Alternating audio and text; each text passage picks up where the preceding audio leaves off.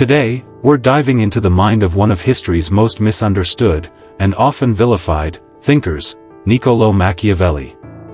When you hear the name Machiavelli, what comes to mind? Probably words like manipulative, ruthless, power-hungry, right? He's the guy who supposedly said, "The ends justify the means."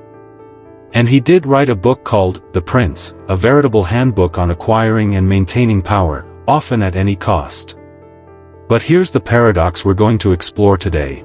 What did Machiavelli truly think about good people?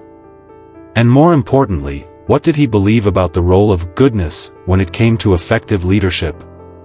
Because for Machiavelli, being a good person, in the traditional sense, might just be the most dangerous thing a ruler could be.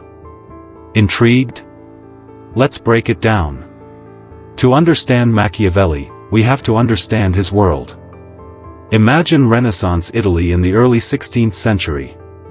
It wasn't one unified country, but a collection of warring city-states. Florence, Milan, Venice, Rome, Naples, constantly vying for power, alliances shifting like sand.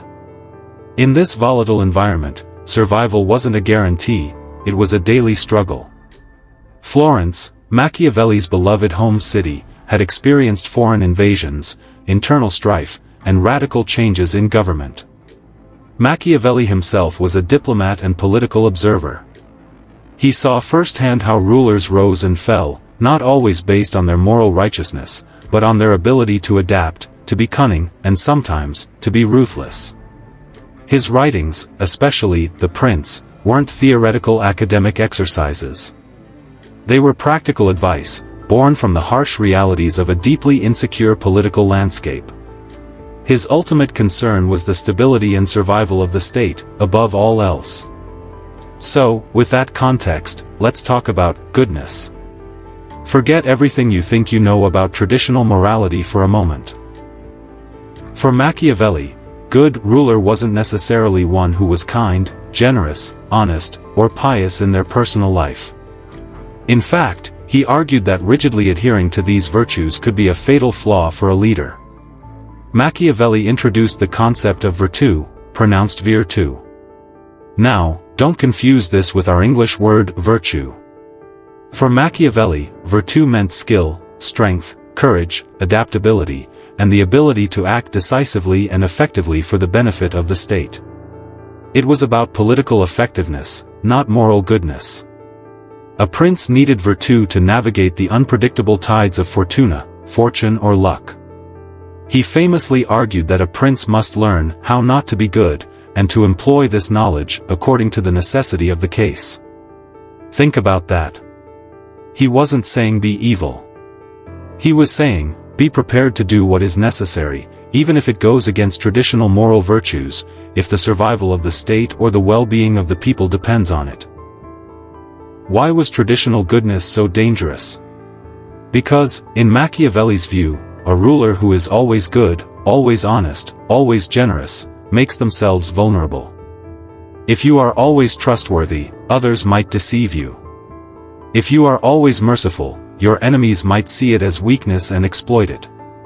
If you are always generous, you might deplete your resources and be despised by your people when you can no longer give. Imagine a prince who, out of pure benevolence, constantly trusts his advisors, even when there are signs of disloyalty. Or a ruler who refuses to use force even when faced with rebellion, believing in peaceful resolution above all else. Machiavelli would argue that such a good leader, by adhering rigidly to their personal virtues, would very likely lose their state, plunging their people into chaos and possibly war. Their goodness would lead to greater suffering for the many. So, was Machiavelli an advocate for tyranny and wickedness? Not exactly. He wasn't promoting evil for evil's sake. His advice was purely pragmatic. He believed that a ruler should appear virtuous, pious, honest, humane, because it gains the respect and trust of the populace. But crucially, they must not be bound by these virtues if circumstances demand a different course of action for the state's survival. A prince should be like both the lion and the fox, strong enough to scare off wolves, and cunning enough to avoid traps. Machiavelli's thought forces us to confront a difficult question: can a leader truly be good in a traditional sense and still effectively lead?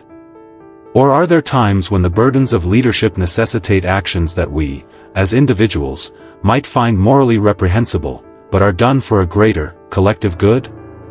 It's a debate that continues to this day, making Machiavelli's Prince an eternally controversial, yet essential, read. What do you think? Is Machiavelli's view too cynical, or is there a harsh truth to it? Let me know in the comments below. If you enjoyed this video, please give it a thumbs up, subscribe for more historical deep dives, and hit that notification bell so you don't miss our next upload. Thanks for watching, and I'll see you next time.